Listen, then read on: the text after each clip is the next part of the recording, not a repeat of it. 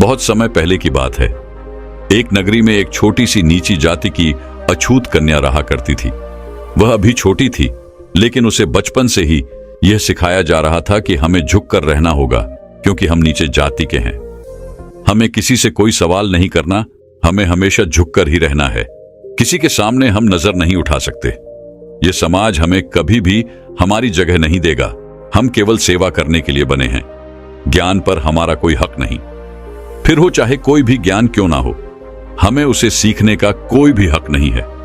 लेकिन जैसा कि हम सभी जानते हैं कि वह एक छोटी सी बच्ची थी, इसलिए जैसा कि बच्चों के सवाल होते हैं, वह हर चीज के लिए सवाल अवश्य करती थी। इसलिए वह बच्ची भी हर चीज में क्यों जरूर लगाया करती थी। जैसे कि हम क्यों नहीं सीख सकते, आखिर क्यों हमें इस समाज में झुककर रहना होगा, हमें इस समाज में जगह क्यों नहीं मिलेगी, और आखिर हमें चुपचाप क्यों अपना जीवन व्यतीत करना होगा। ऐसे ही कई सवाल वह अपने माता पिता से हमेशा किया करती थी। इसका जवाब देते हुए उस लड़की की मां उससे हमेशा बस यही कहा करती थी कि हमारे पूर्व जन्मों के कर्म हैं, हमारे पूर्व जन्मों के पाप हैं, जिस कारण हमें इस जन्म में एक अछूत की जिंदगी जीनी पड़ रही है, और अछूतों की जिंदगी ऐसी ही होती है। समय बीतता गया। समय बीतने के साथ साथ वह लड़की भी अब धीरे धीरे बड़ी होने लगी।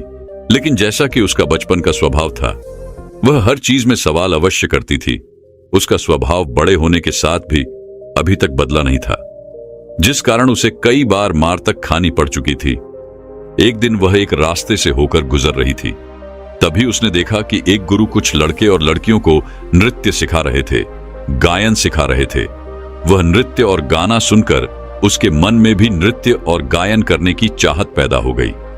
वह नृत्य और गायन सीखना चाहती थी, जिस कारण वह उन गुरुवर के पास पहुंची, उन्हें प्रणाम किया और फिर उनसे कहने लगी है, गुरुवर, मुझे भी गायन सिखा दीजिए, मुझे भी नृत्य करना है। क्या आप मुझे गायन और नृत्य सिखा सकते हैं?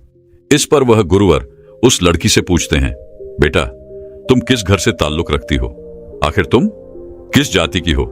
इसका जवाब देते हुए उस लड़की ने साफ और सच कहा। उसने कहा, है गुरुवर, मैं अछूत हूं, मैं नीचे जाति की हूं, लेकिन मुझे नृत्य और गायन बहुत अच्छा लगता है और मैं यह सीखना चाहती हूं।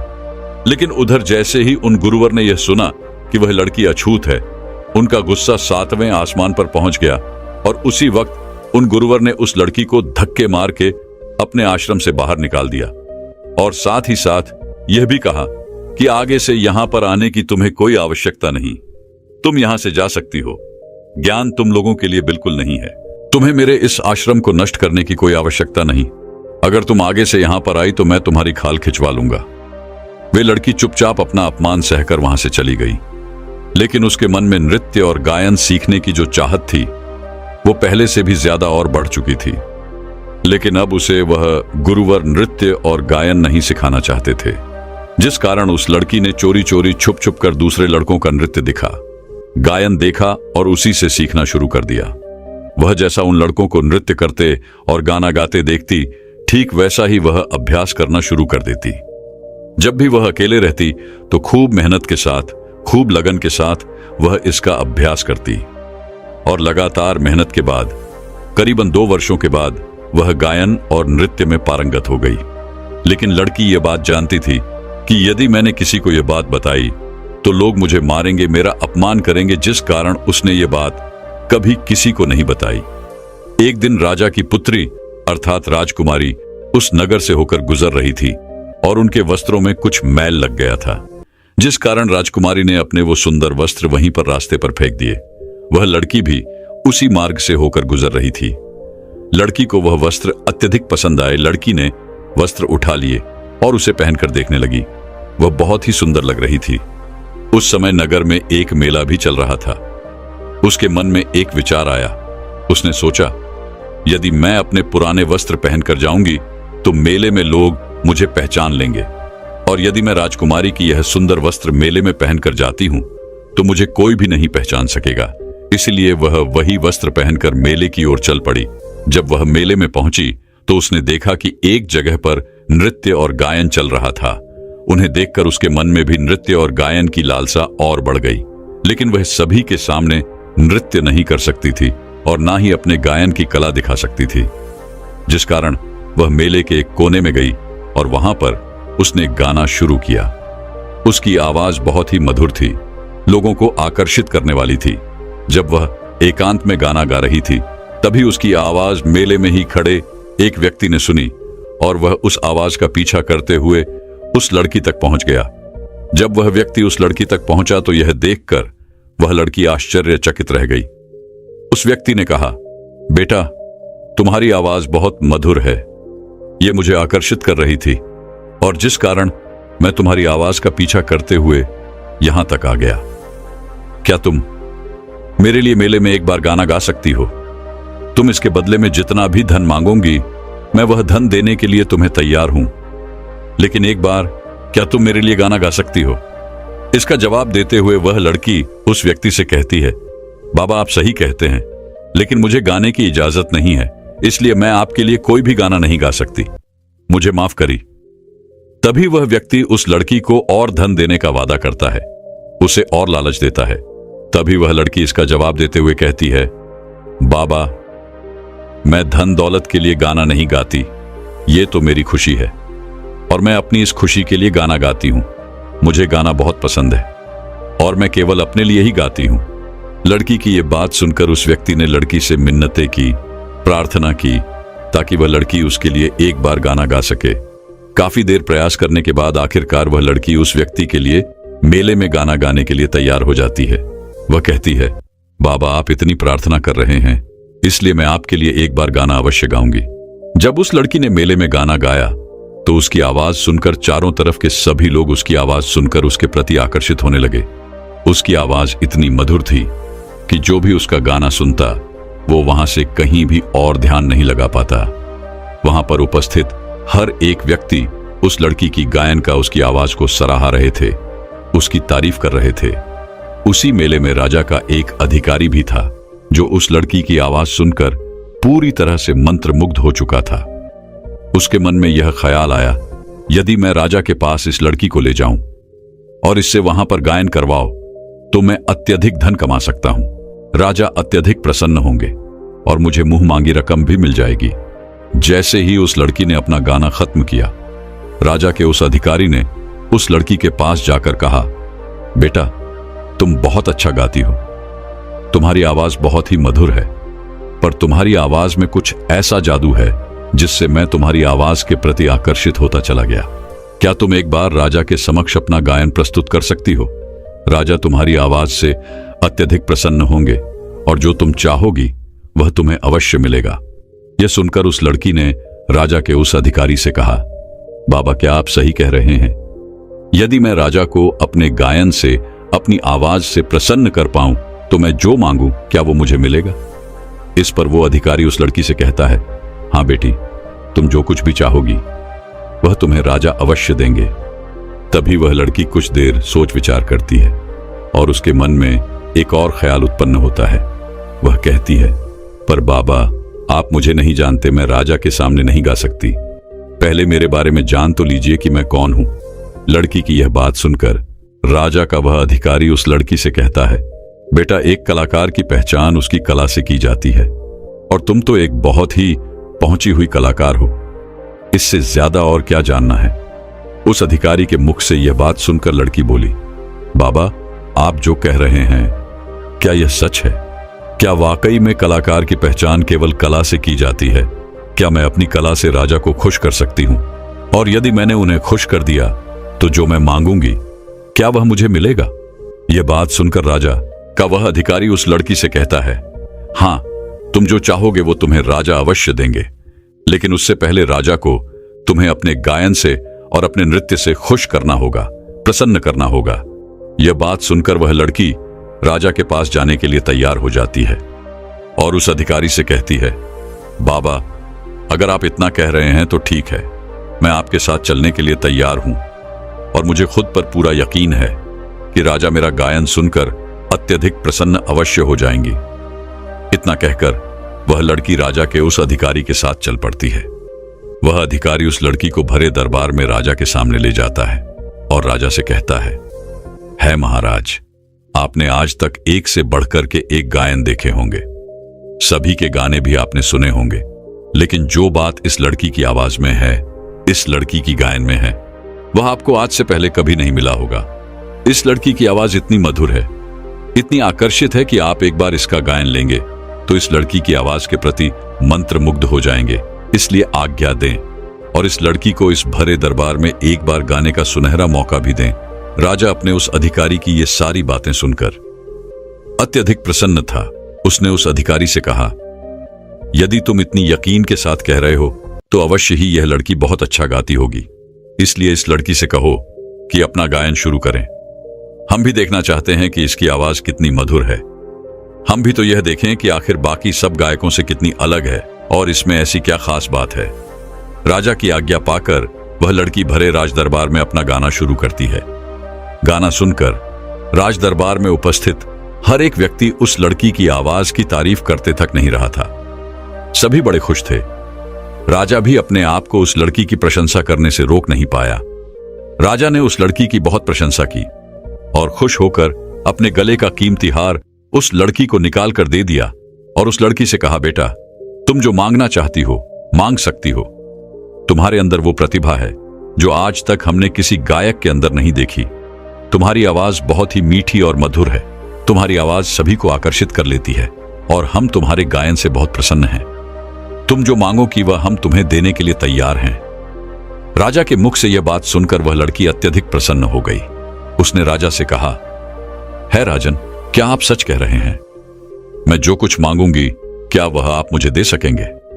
इस पर राजा ने कहा, हां बेटी, तुम जो मांगोगी मैं तुम्हें वह देने के लिए तैयार हूं। तुम एक बार मांग कर तो देखो। तभी वह लड़की राजा से कहती है, हर गांव के बाहर एक छोटी सी बस्ती होती है। उस बस्ती में नीचे जात के लोग रहते हैं, यानी अछूत लोग रहते हैं, जिन्हें पढ़ने लिखने का कोई हक नहीं, ज्ञान प्राप्त करने का कोई हक नहीं। इसलिए मैं आज आपसे बस इतना ही मांगना चाहती हूं कि उन्हें पढ़ने लिखने का हक दे दीजिए, उन्हें उनका अधिकार दे दीजिए। लड़की की यह बात सुनकर राजा उस लड़की से कहता है, बेटा, जिस तरह से तुम पूरे दिल से गाती हो, तुम्हारा मन बिल्कुल साफ है। ठीक उसी प्रकार तुम्हारा मन बहुत अच्छा भी है, लेकिन ये अधिकार मैं उन्हें नहीं दे सकता। ये सब उनके पिछले जन्मों के पाप है, उनके पिछले जन्मों के कर्म हैं, जिस कारण उन्हें इस जन्म में उन कर्मों को भुगतना ही पड़ेगा। लेकिन आखिर तुम उन अछूतों की तारीफ क्यों कर रही हो? तुम उनके लिए ये सारी चीजें क्यों मांग रही हो? इससे अच्छा होगा कि तुम अपने लिए कुछ मांगो। तभी वह लड़की बिना डरे सबके सामने यह कह देती है महाराज, मैं भी एक अछूत कन्या ही हूं और जैसा कि आपने कहा था, मैं जो मांगूंगी वह आप मुझे अवश्य देंगे। तो जैसा कि आपने वादा किया था, इस वादे को आपको निभाना होगा। मुझे मेरा हक मिलना ही चाहिए। जैसे ही लड़की के मुख से भरे दरबार में यह निकला कि वह एक अछूत कन्या है, सभी यह बात सुनकर बहुत ही क्रोधित हो गए। सभी बड़े हैरान रह गए। एक अछूत कन्या राज्यसभा में आई कैसे? राजा ने अधिकारी की तरफ देखा। राजा की आंखों में क्रोध था। यह देखकर अधिकारी ने तुरंत ही राजा से कहा, है महाराज, मुझे माफ करें, यह कन्या अछूत है। इसके बारे में मुझे तनिक भी पता नहीं था। इसकी वेशभूषा आप देख सकते हैं, यह किसी राजकुमारी से कम नहीं दिखती। इसने मुझे भी धोखा दिया है। इसकी वेशभूषा देखकर मैं धोखा खा गया। इसके कपड़े अछूतों की तरह बिल्कुल नहीं है। वहां पर बैठे सभी लोग क्रोधित हो गए, चिल्लाने लगे, महाराज, इस अछूत कन्या के इस अपराध के लिए इसे भयानक दंड मिलना चाहिए, ताकि भविष्य में ऐसी कोई गलती ना कर सके जिस कन्या को महल के सामने से भी होकर नहीं गुजरना चाहिए था। वह कन्या महल के अंदर आ चुकी है। कुछ लोग तो इतना क्रोधित हो चुके थे कि उन्होंने अपनी तलवार तक निकाल ली थी, लेकिन इसके बावजूद वह लड़की बिल्कुल नहीं डरी। उसने राजा से कहा, मुझे न्याय मिलना ही चाहिए। उस लड़की की यह बात सुनकर राज्य के मंत्री ने कहा, न्याय तुम जैसे लोगों के लिए बिल्कुल नहीं है। तुम अछूतों के लिए कोई न्याय नहीं, और तुमने जो अपराध किया है इसके लिए तुम्हें भयंकर दंड भी मिलेगा। है महाराज, इस अछूत कन्या ने जो अपराध किया है, इस अपराध के लिए इसे भयंकर दंड दिया जाए। मंत्री की यह बात राजा को उचित लगी। राजा ने तुरंत ही आदेश दिया और अपने सैनिकों को संबोधित करते हुए कहा, अभी के अभी इस अछूत कन्या को हाथी के पैरों तले कुचलवा दिया जाए। यह हमारी आज्ञा है। तभी यहां पर उपस्थित हर एक के लिए न्याय हो पाएगा। ये बात सुनकर वह लड़की राजा से कहती है महाराज, यह तो अन्याय है। आप ऐसा नहीं कर सकते। आपने मुझसे वादा किया था कि मैं जो कुछ भी मांगूंगी वो आप मुझे अवश्य देंगे। लेकिन राजा ने उस लड़की की एक भी नहीं सुनी। लेकिन इसके बावजूद उस लड़की ने हार नहीं मानी। उसने थोड़ी सी हिम्मत दिखाई और सैनिकों को धकेल कर वह राजमहल से भाग निकली। राजा ने तुरंत ही आदेश दिया कि उस लड़की को पकड़ा जाए। वह लड़की भागते भागते एक मार्ग से होकर गुजर रही थी। वह काफी थक चुकी थी। अब उसके अंदर भागने के लिए और ताकत नहीं बची हुई थी। वो भागते भागते जमीन पर नीचे गिर पड़ी। तभी उस लड़की को किसी ने दोनों हाथों से उठाया और जब उस लड़की ने सामने देखा तो उसके सामने महात्मा गौतम बुद्ध खड़े थे। उन्होंने उस लड़की से कहा, बेटा, तुम क्यों भाग रही हो? किस चीज से भयभीत हो? आखिर ऐसा क्या हुआ है? इसका जवाब देते हुए वह लड़की महात्मा गौतम बुद्ध से कहती है गुरुवर, मैं एक अछूत कन्या हूं। मैं नीची जाति की हूं, जिस कारण राजा ने मुझे मृत्यु दंड दिया है। वह मुझे हाथियों के पैरों तले कुचलवा देना चाहते हैं। लड़की के साथ जो कुछ हुआ था उसने सब कुछ साफ साफ महात्मा गौतम बुद्ध को बता दिया। तभी वहां पर राजा के कुछ सैनिक दौड़ते हुए आ पहुंचे और वह बुद्ध से कहते हैं बुद्ध, यह लड़की अपराधी है और इसे राजा ने मृत्यु दंड दिया है, इसलिए इसे बचाने की कोशिश ना करें। इसे हमें सौंप दें, हमें इसे ले जाने दें। तभी महात्मा बुद्ध मुस्कुराए और उन सैनिकों से कहते हैं, जाओ और अपने राजा से कह दो कि वो ही इसे आकर यहां से ले जाए। सैनिकों ने तुरंत ही राजा को यह बात बताई। राजा भी वहां पर आ पहुंचे और वह महात्मा बुद्ध से कहते हैं बुद्ध, यह एक अपराधी है। इसे हमने मृत्यु दंड दिया है, कृपया इसे हमें ले जाने दे। तभी महात्मा बुद्ध ने राजा से कहा है, राजन, इसने ऐसा क्या अपराध किया है? तभी राजा इस बात का जवाब देते हुए कहता है बुद्ध, यह एक नीची जाति की है। यह एक अछूत कन्या है। ये सब जानते हुए भी ये महल के अंदर तक आ गई। जिन लोगों को किसी तरह की विद्या, किसी तरह का ज्ञान हासिल करने का कोई अधिकार नहीं है, लेकिन इसने चोरी चोरी नृत्य और गायन भी सीखा है। ये इसका एक अपराध ही तो है। तभी महात्मा बुद्ध राजा से कहते हैं, राजन, किसी भी व्यक्ति की पहचान उसके गुणों और उसके कर्मों से की जाती है। और यह लड़की तो साहसी भी है, समझदार भी है और इसके अंदर कई गुण भी है और यह एक कलाकार भी है। और तुमने तो इसे वचन भी दिया था कि तुम जो मांगोगी वो तुम्हें अवश्य मिलेगा। इसने आपको अपनी कला से प्रभावित किया आपको और आपके पूरे राजदरबार को खुश किया और उसके बाद इसने मांगा भी। तो क्या अपने लोगों के लिए ज्ञान और तो कुछ नहीं। इसी से आप समझ सकते हैं कि यह कितनी महान है, इसका कर्म कितना महान है।